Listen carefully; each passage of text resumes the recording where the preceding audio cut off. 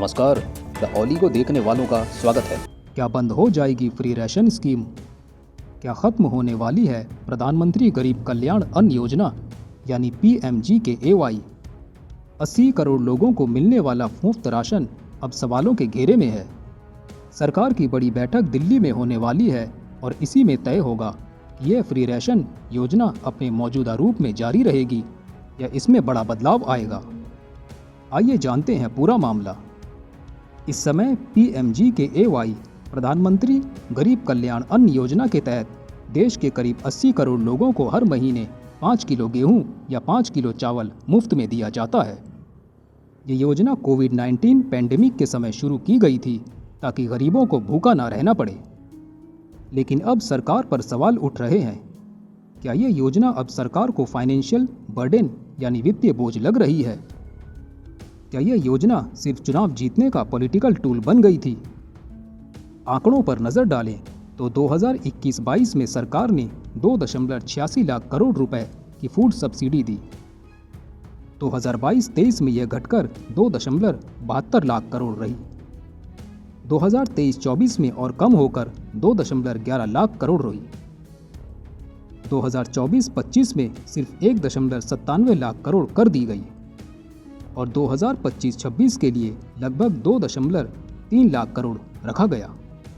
यानी साफ है कि फ्री राशन स्कीम का बजट लगातार घट रहा है।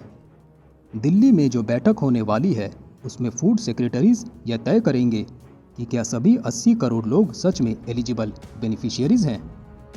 कई बार देखा गया कि जिनके पास घर, गाड़ी और अच्छी आमदनी है वो भी फ्री राशन का लाभ उठा रहे हैं।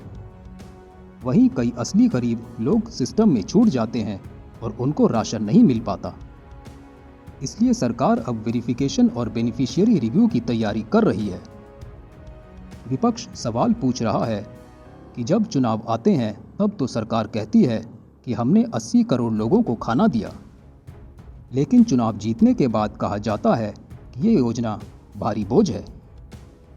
महाराष्ट्र मॉडल का भी जिक्र हो रहा है, जहां चुनाव से पहले एडवांस पेमेंट दिया गया और चुनाव जीतने के बाद कहा गया कि बजट नहीं है। लोग पूछ रहे हैं, क्या फिर से वही राजनीति दोहराई जा रही है?